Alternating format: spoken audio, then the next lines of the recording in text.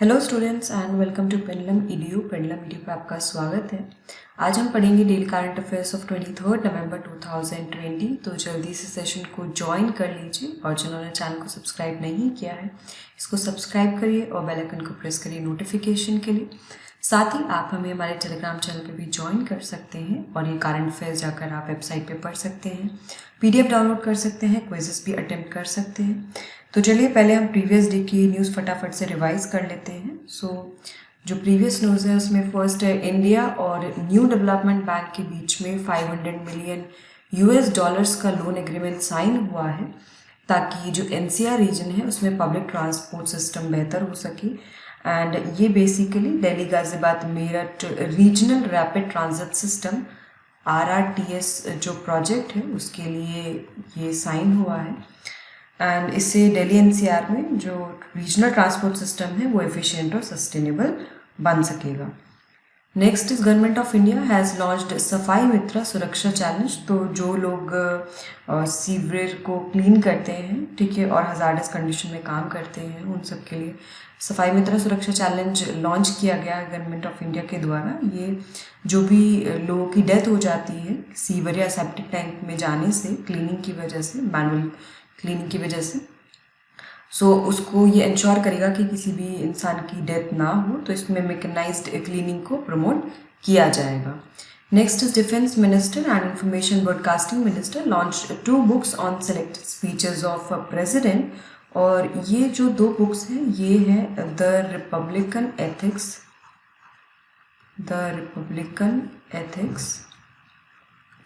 And लोकतंत्र के स्वर। ओके, ये 2 बुक्स हैं जो लॉन्च की गई हैं। द रिपब्लिक एथिक्स का वॉल्यूम 3 लॉन्च हुआ है, इससे पहले वॉल्यूम 1 वॉल्यूम 2 लॉन्च हो चुके हैं। Next is union education minister has to be conferred with Vatayan life time achievement award. हमारे जो एजुकेशन मिनिस्टर हैं रमेश पोखरियाल निशंक, उनको Vatayan life time achievement award से सम्मानित किया गया है। Next is PM Modi and Lotus Sharing. They virtually launched RuPay card phase 2 in Bhutan. And जो कार्ड फेज 1 था, ये फेज 1 जो है ये अगस्त 2019 में लॉन्च किया गया था एंड अभी फेज 2 लॉन्च किया गया है। इससे क्या होगा, जो भी इंडियन विजिटर्स हैं जो भूटान में जाते हैं वो ATMs को एक्सेस कर सकते हैं, साथ ही पॉइंट ऑफ सेल टर्मिनल्स पूरे भूटान में एक्सेस कर सकते हैं। नेक्स्ट इज GST भवन was recently inaugurated in Panchkula Haryana and उसको इनॉग्रेट CBIC के जो चेयरमैन हैं M अजीत कुमार, इनके द्वारा इसको लॉन्च किया गया है। Okay, next is government of India and the world bank signed an agreement for Meghalaya integrated transport project. और ये जो लोन एग्रीमेंट है ये $120 मिलियन का है। ओके, $120 मिलियन का ये प्रोजेक्ट है जो साइन हुआ है एंड इससे मेघालय में जो भी रोड इंफ्रास्ट्रक्चर है उसको बेहतर किया जाएगा, नए ब्रिजेस डेवलप किए जाएंगे with new and innovative technology. Next is Ravishankar Prasad has released my stamp on Chhath Puja. तो जो union minister of law and justice है रविशंकर प्रसाद, उन्होंने my stamp on Chhath Puja initiative launch किया है। एंड ये जो लॉन्च किया गया है कंसेप्ट है डिपार्टमेंट ऑफ पोस्ट का, जिसमें पर्सनलाइज स्टैम्प जो है वो लोगों को प्रोवाइड किए जाएंगे। Next is Douglas Stuart, he wins the Booker prize of 2020 and उनको उनके डेब्यू नोवेल, उनका जो डेब्यू नोवेल है, जो पहला नोवेल है शगी वैन, इसके लिए उनको बुकर प्राइज से सम्मानित किया गया है वर्ष 2020 के। वहीं 2019 में जो एटवुड है जिन्होंने द टेस्टामेंट्स लिखी थी एंड अवेरिस्तो जिन्होंने गर्ल वुमेन एंड अदर लिखी थी, उनको 2019 के बुकर प्राइज से सम्मानित किया गया था। Next is women's T20 world cup 2022 to be held in February 2023। And क्योंकि 2022 में ऑलरेडी बहुत सारे इवेंट्स होने थे, ज़्यादा इवेंट्स ना हो इसको इंश्योर करने के लिए इसको शिफ्ट कर दिया गया है। अब जो वुमेन T20 वर्ल्ड कप 2022 है ये February 2023 में होगा। Next is India and EU hold 12th counter terrorism dialogue. तो भारत और यूरोपियन यूनियन के मध्य 12वां काउंटर टेररिज्म डायलॉग हेल्ड हुआ, जिसमें दोनों ने हर तरह के टेररिज्म को डिसअप्रूव किया और कैसे कोऑर्डिनेशन और कोऑपरेशन को बढ़ाया जा सकता है काउंटर टेररिज्म के इशू पर। सो उस पर वहाँ पर डिस्कशन किया गया। Next is 15th G20 leaders summit to be attend by PM Modi. तो जो 15th G20 लीडर्स समिट है, इसको सऊदी अरेबिया चेयर कर रहा है एंड इसको PM मोदी द्वारा अटेंड किया गया है। चलिए हम आज की न्यूज़ देख लेते हैं। First is from biotechnology and disease topic. United states researchers ने क्लेम किया है कि जो चपेर वायरस है ये ह्यूमंस में स्प्रेड हो सकता है। The first instance of this virus was found in rural region of Chapare in 2003। तो 2003 में जयपुर के ग्रामीण क्षेत्र में ये इसका पहला केस पाया गया था और इसका जो सबसे बड़ा आउटब्रेक हुआ था वो बोलीविया में रिपोर्ट किया गया था 2019 में। चपेर वायरस जो है ये ज़्यादातर चूहों से फैलता है और ये डायरेक्ट कांटेक्ट से फैल सकता है। अगर कोई इन्फेक्टेड रोडेंट है सो उसे डायरेक्ट कांटेक्ट में है तो वो फैल सकता है, या फिर किसी इन्फेक्टेड पर्सन के डायरेक्ट कांटेक्ट में आने से ये फैल सकता है। ये यूरिन से भी ट्रांसमिट हो सकता है या फिर कोई इन्फेक्टेड रोडेंट्स का कोई फ्लूइड है उसकी वजह से भी ट्रांसमिट हो सकता है। ये बेसिकली ट्रॉपिकल रीजन्स में स्प्रेड होता है, particularly in South American region. Chapare virus is from arena virus family and its symptoms are, ये एरेना वायरस परिवार से है। इसके कुछ सिम्टम्स हैं जैसे haemorrhagic fever, abdominal pain, vomiting, bleeding gums etcetera. तो इससे हेमोरेजिक बुखार, पेट में दर्द, उल्टी, मसूड़ों में खून आना, ये इसके कुछ सिम्टम्स हैं। Haemorrhagic fevers can damage multiple organs and blood vessels of the human body. तो जो ये रक्तस्रावी बुखार होता है, हेमोरेजिक फीवर जो होता है, इसकी वजह से मल्टीपल ऑर्गन फेलियर हो सकता है, जो ब्लड वेसल्स हैं वो डैमेज हो सकती हैं। और आपको ये जान के आप रिलेट कर पाएंगे कि एरेना वायरस की जो फैमिली है ये एबोला वायरस डिजीज़ के लिए भी रिस्पॉन्सिबल है। There is no specific treatment for this virus. Chapare virus के लिए अभी कोई स्पेसिफिक इलाज नहीं है। जो भी पेशेंट्स हैं उनको इंट्रावीनस फ्लूइड्स पे ही डिपेंडेंट रहना पड़ता है। IV फ्लूइड्स यानी कि ऐसे पदार्थ मतलब जो लिक्विड होते हैं इनको डायरेक्टली वीन से दिया जाता है, ड्रिप के द्वारा चढ़ाया जाता है, जो बॉडी में वाटर, शुगर और सॉल्ट को रिप्लेस करते हैं। क्योंकि जब इंसान बीमार होता है या ऑपरेशन हुआ होता है या फिर खुद से नॉर्मली नहीं खा सकता है तो उसको IV फ्लूइड्स दिए जाते हैं ताकि उसकी बॉडी में जो वाटर, शुगर और सॉल्ट का बैलेंस है वो बना रहे। क्वेश्चन है which of the following statement is correct about the Chapare virus. निम्नलिखित में से कौन सा कथन चेपर वायरस के बारे में सही है। It generally spread from rats and can transmit through direct contact with an infected rodent और through contact with an infected person. ये आमतौर पर चूहों से फैलता है और एक संक्रमित कृंतक के साथ सीधे संपर्क के माध्यम से संचारित हो सकता है। Chapare virus is from arena virus family. Chapare virus arena virus family से है। सो आपको बताना है कौन सी स्टेटमेंट यहाँ पे सही है। 1 only, 2 only, both 1 and 2 and none of the above. So इसका करेक्ट आंसर होगा ऑप्शन सी, क्योंकि दोनों ही स्टेटमेंट करेक्ट है।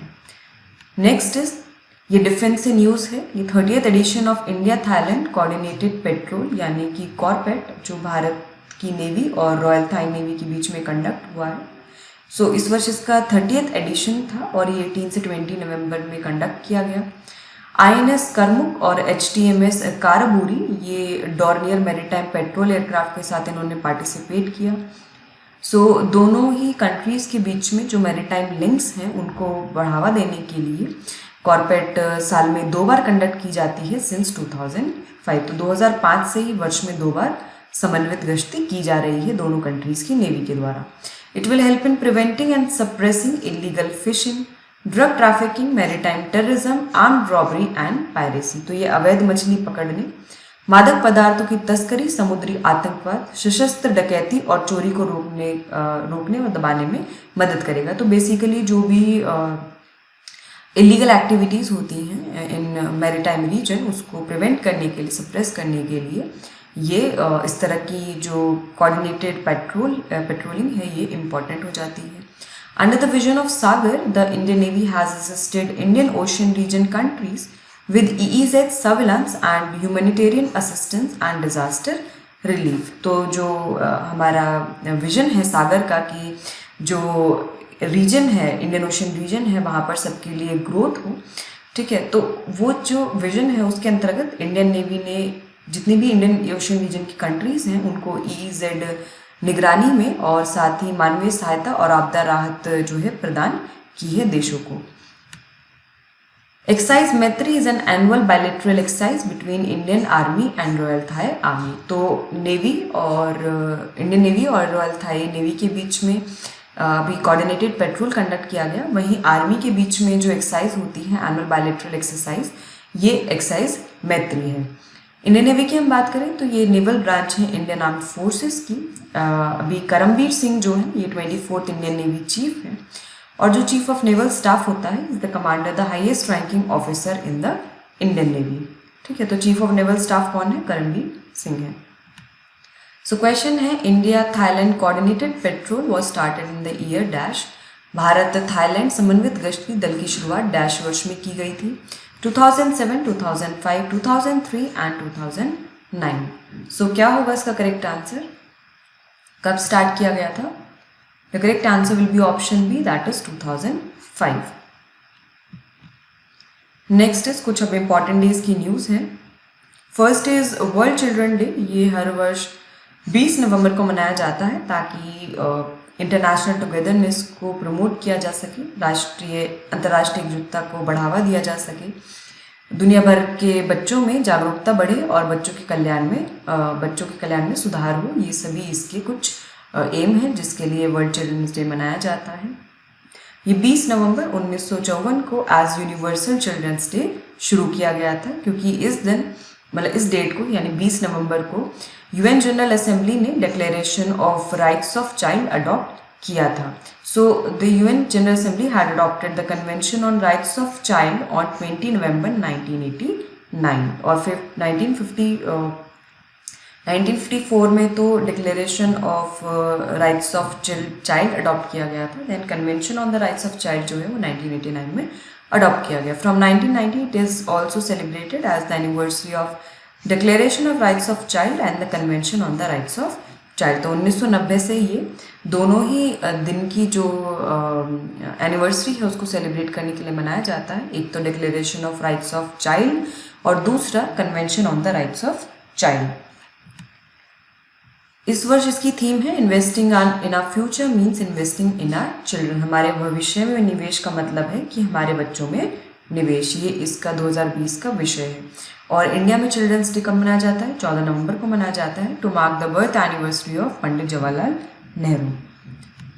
So question is investing in our future means investing in our children is the theme of which day of 2020। हमारे भविष्य में निवेश का मतलब है हमारे बच्चों में निवेश 2020 के किस दिन का विषय है?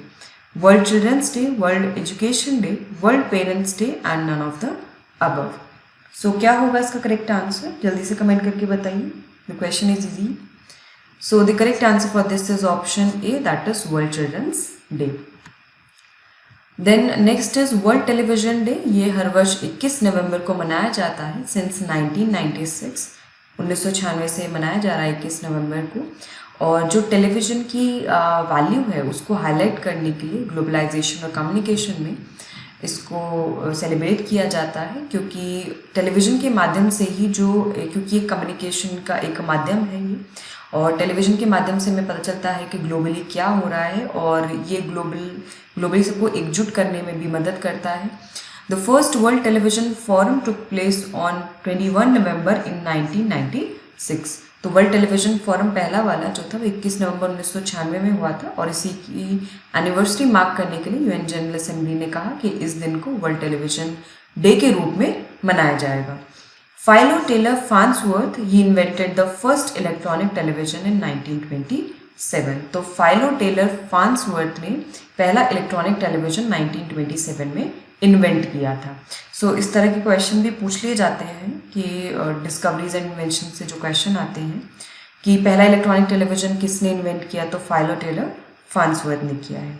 1954 में पहला कलर टीवी इंट्रोड्यूस हुआ था मार्केट में और इंडिया में पहला टीवी चैनल जो है वो 1959 में इंट्रोड्यूस किया गया by Doordarshan.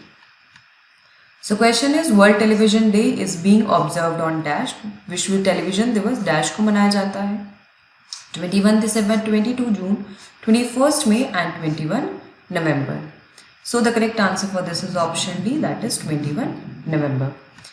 Next is world fisheries day भी 21 नवंबर को मनाया जाता है and this day is celebrated by the fisher for communities from 1997. तो ये इस दिन को दुनिया भर में हर साल 1997 से मछुआरा समुदाय द्वारा 21 नवंबर को मनाया जाता है और ये जो भी सस्टेनेबल फिशिंग है उसके बारे में अवेयरनेस को क्रिएट करने के लिए मनाया जाता है कि सतत मछली पकड़ें, क्योंकि यहाँ पर क्या है कि जब फिशिंग नेट्स को या अगर जैसे एक्सप्लॉइट किया जाता है ज़्यादा फिशिंग को या फिर फिशिंग नेट्स की वजह से या फिर टाइप ऑफ फिशिंग जो वो करते हैं उसकी वजह से क्या होता है कि जो सेडिमेंट्स हैं वो साथ में आ जाते हैं, ट्रॉलिंग जिसको कहते हैं. सो उससे क्या होता है कि जो वहाँ पे इकोसिस्टम है वो डिस्टर्ब होता है, मरीन इकोसिस्टम. एंड कुछ जो वहाँ पे प्लांट्स होते हैं जो डीप होते हैं वो क्लॉग हो जाते हैं सेडिमेंट्स की वजह से. तो और साथ में जो छोटी छोटी मछलियाँ हैं वो भी आ जाती हैं. तो बहुत सारे उसमें कुछ चैलेंजेस हैं. तो सस्टेनेबल फिशिंग को प्रमोट करने के लिए ये दिवस मनाया जाता है और साथ ही ओशन इकोसिस्टम का हेल्दी होना कितना इम्पॉर्टेंट है इसको भी उजागर करने के लिए मनाया जाता है. इंडिया में डिपार्टमेंट ऑफ फिशरीज ने NACS कॉम्प्लेक्स में इस दिन को सेलिब्रेट किया. इसके अलावा उन्होंने बेस्ट परफॉर्मिंग स्टेट्स को अवार्ड भी दिए in the fisheries sector for 2019-20. Blue revolution is related to increase in fish production and productivity from aquaculture. नीली क्रांति जलीय कृषि से मछली उत्पादन और उत्पादकता में वृद्धि से संबंधित है. और जो हमारा सस्टेनेबल डेवलपमेंट गोल नंबर 14 है, it's aim is to save life under water, conserve and sustainably use the oceans. सतत विकास के लिए महासागरों, समुद्रों और समुद्री संसाधनों का संरक्षण और निरंतर उपयोग करना. So conserve and sustainably use the ocean, seas and marine sources for sustainable development. Fisheries sectors in India की हम बात करें तो भारत का जो फिश प्रोडक्ट्स का जो एक्सपोर्ट है ग्लोबल एक्सपोर्ट में इसकी रैंक 4th है. And this sector provide employment to about 28 million people in India. इसके अलावा गवर्नमेंट ने प्रधानमंत्री मत्स्य संपदा योजना हाल ही में लॉन्च करी थी फिशरी सेक्टर के लिए. अभी सितंबर 2020 में हमने डिस्कस भी किया था, जिसमें उन्होंने एम सेट किया था कि हमें जो एम्प्लॉयमेंट है फिशरी सेक्टर में उसको बढ़ाना है, साथ ही जो ग्लोबल एक्सपोर्ट में जो इंडिया का कंट्रीब्यूशन है उसको बढ़ाना है, प्रोडक्टिविटी को भी इंक्रीज करना है. So question is which among the following days celebrated on 21 नवंबर. 21 नवंबर को निम्नलिखित में से किस दिन को मनाया जाता है? World after day, world fisheries day, world health day and international disabilities day. So the correct answer for this will be option B, that is world fisheries day मनाया जाता है 21 नवंबर को. वर्ल्ड हेल्थ डे जो है वो 7 अप्रैल को मनाया जाता है. Next is world Philosophy day. ये 19 और 20 नवंबर को ऑब्जर्व किया गया था. This was introduced in 2002 by UNESCO द्वारा 2002 में शुरू किया गया था. In 2005 UNESCO general conference announce that World Philosophy Day will be observe every 3rd Thursday in November. तो नवंबर का जो तीसरा थर्सडे होगा तब ये वर्ल्ड फिलोसफी डे मनाया जाएगा. ऐसा 2005 में यूनेस्को ने अपनी जनरल कॉन्फ्रेंस में अनाउंस किया. In 2020, this has been celebrated on November 19 and November 20. This year's World Philosophy Day has focused on the importance of philosophical thinking in helping us cope with multiple challenges the world faces. तो इस वर्ष के जो विश्व दर्शन दिवस है इसने दार्शनिक सोच के महत्व पर ध्यान केंद्रित किया है, जिससे हमें दुनिया के सामने आने वाली कई चुनौतियों का सामना करने में मदद मिलेगी. इस वर्ष की थीम है is the importance of philosophy in the time of crisis. संकट के समय में दर्शन का महत्व. Philosophy is the study of the nature of existence, knowledge, truth and ethics. तो दर्शन जो है वो अस्तित्व, ज्ञान, सत्य और नैतिकता की प्रकृति का ये एक अध्ययन है. So question is world philosophy day was introduced by dash in 2002. विश्व दर्शन दिवस की शुरुआत 2002 में डैश द्वारा की गई थी. UNICEF, UNESCO, IBRD and American philosophical association. तो किसके द्वारा शुरुआत की गई थी? The correct answer is option B, that is UNESCO. Next is one national news. Aarogya Setu app का जो बैकएंड कोड है ये गवर्नमेंट द्वारा रिलीज कर दिया गया है फॉर ट्रांसपेरेंसी, पारदर्शिता के लिए आरोग्य सेतु ऐप का बैकएंड कोड जारी किया गया है bye the ministry of electronics and information technology. और इससे क्या होगा, जो भी ऐप की फंक्शनिंग में ट्रांसपेरेंसी आएगी, पारदर्शिता आएगी। और ऑलरेडी ये गवर्नमेंट अथॉरिटीज़ को काफ़ी हेल्प कर चुका है इन आइडेंटिफाइंग कोविड-19 अफेक्टेड पीपल। इसको 2 अप्रैल 2020 को लॉन्च किया गया था टू ट्रैक कोविड-19 इन्फेक्शन एंड इसको पब्लिक प्राइवेट पार्टनरशिप मोड में डेवलप किया गया है, सार्वजनिक निजी साझेदारी मोड में विकसित किया गया है। Aarogya Setu app has been brought under Digital India for health and wellbeing of the people. Aarogya Setu app लोगों के स्वस्थ और कल्याण के लिए डिजिटल इंडिया के तहत लाया गया है। This app enables people to identify coronavirus infection and assess risk based on their interaction with others using Bluetooth technology, algorithms and artificial intelligence। तो यहाँ पर Bluetooth की हेल्प से, एल्गोरिदम और AI की हेल्प से जो लोग हैं वो एसेस कर सकते हैं रिस्क एंड इसके अलावा कोरोना वायरस इन्फेक्शन को वो आइडेंटिफाई कर सकते हैं अपने आसपास। This is now being maintain and supported by NIC। तो NIC द्वारा इसको, NIC that is national informatics centre, इसके द्वारा इसको मेंटेन और सपोर्ट किया जा रहा है। So question is which among the following app backend code has been released by the ministry of electronics and information technology. Electronics और सूचना प्रौद्योगिकी मंत्रालय द्वारा निम्नलिखित में से कौन सा ऐप का बैकएंड कोड जारी किया गया है? Aarogya Setu app, Bhim app, Swayam app and MyGov। So इसका करेक्ट आंसर होगा option A, that is Aarogya Setu app. Next is news from environment and ecology. Bangladesh received $256 million from green climate fund. तो ग्रीन क्लाइमेट फंड ने अभी approve किया है कि बांग्लादेश को $256 मिलियन दिए जाएंगे for meeting it's green house gas emission targets under the Paris agreement. तो पेरिस समझौते के अंतर्गत जो भी ग्रीन हाउस गैस उत्सर्जन लक्ष्यों को पूरा करना है बांग्लादेश को, उसके लिए यहाँ पे ये ग्रांट दिया जाएगा। The funding will help the textile and readymade garment sectors of Bangladesh in controlling the carbon emission. क्योंकि बांग्लादेश में जो रेडीमेड गारमेंट सेक्टर है और जो टेक्सटाइल सेक्टर है वो टोटल कार्बन एमिशन का 27% के अराउंड कंट्रीब्यूट करता है। और इस फंडिंग की हेल्प से ये सेक्टर्स में कार्बन एमिशन को कंट्रोल किया जा सकता है। The funding will help in capacity building, creating awareness, policy development for reducing carbon emission. तो इस निधि से कार्बन उत्सर्जन को कम करने के लिए क्षमता निर्माण, जागरूकता पैदा करने, नीति विकास में मदद मिलेगी।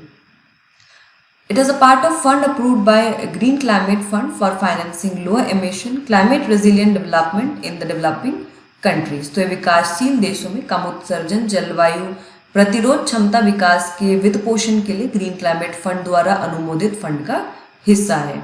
और ये 16 प्रोजेक्ट्स को फाइनेंशियल असिस्टेंस प्रोवाइड करेगा in different developing countries.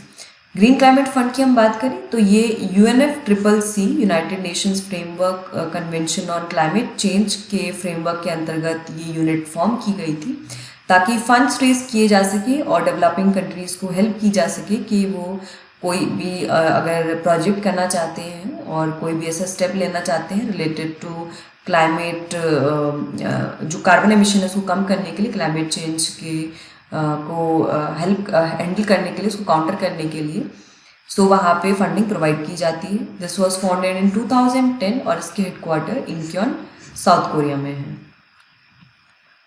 Question is which of the following country has received $256 million funds from green climate fund. निम्नलिखित में से किस देश को ग्रीन क्लाइमेट फंड से 256 मिलियन अमेरिकी डॉलर का फंड मिला है?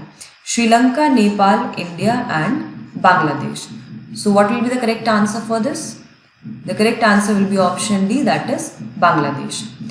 Next is topic of MOUs and agreement. तो अभी 8 MOU साइन हुए हैं during the Bengaluru Tech Summit 2020 and इसमें गवर्नमेंट ऑफ कर्नाटका ने डिफरेंट कंट्रीज़ के साथ MOU साइन किया है जैसे फिनलैंड, UK, स्वीडन, USA और नीदरलैंड्स। कर्नाटका और फिनलैंड ने जो MOU साइन किया है that is in the field of artificial intelligence for agriculture, transport, health etcetera. वहीं कर्नाटक और स्वीडन ने जो एग्रीमेंट साइन किया है that is for the development of innovative applications in sectors like smart cities, health and manufacturing. तो smart शहरों, स्वास्थ्य विनिर्माण आदि जैसे क्षेत्रों में अभिनव अनुप्रयोगों के विकास के लिए समझौते पर हस्ताक्षर किए गए। For incubation of startups and to generate employment in the electronic system design and manufacturing, Karnataka and USA will cooperate.